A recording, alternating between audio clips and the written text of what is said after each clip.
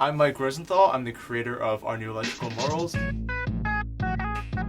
character personalities are, well, Business Cat's personality comes from his design. I drew him just for fun, and when I drew him, I kind of figured out what he probably sounds like, what he probably acts like, that he's like into business. It's because I drew him with a tie at the time. It's like, oh, so he must be a business cat. I don't understand where Business Cat's coming from in his world. It's such a mystery to me. He's such an alien character. And I think that's why I like writing him. I like trying to figure out the kind of person that can live like that. You know, what does that mean to him? You know, what does he get out of it? Douglas was the other way around. I had this drawing and I said, what would be a good foil to somebody who's all about business? And then I thought, well, it's probably someone who's all about the power of friendship. So the backstory, I mean, really for those two characters is Douglas is this new hiree of Business Cat, and Business Cat teaches him about business while Douglas teaches him the power of love. And that's really what their dynamic comes from. I'm really into really inspirational, cheesy like movies. I cite Space Jam a lot as an inspiration for a lot of the things I do.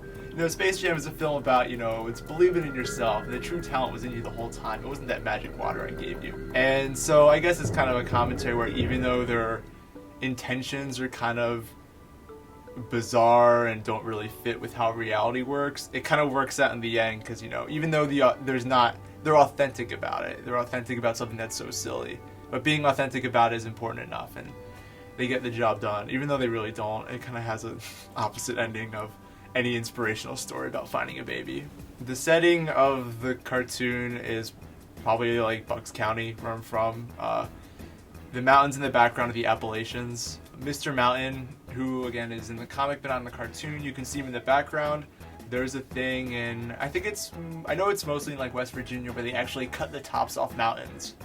And they do it for like coal mining or something like that. So the joke is Mr. Mountain, this top was cut off, so he has like castration anxiety. So he kind of feels like less of a person, and that devolves into his self-esteem issues. So it's really the Appalachians, you know, the trains that are running down on the East Coast.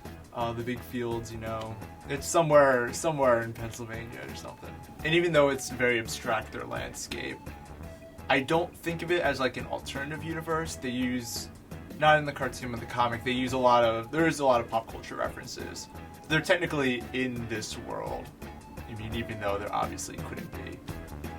It's not like a magical world they live in. The world they live in is very boring, and they try to make it interesting.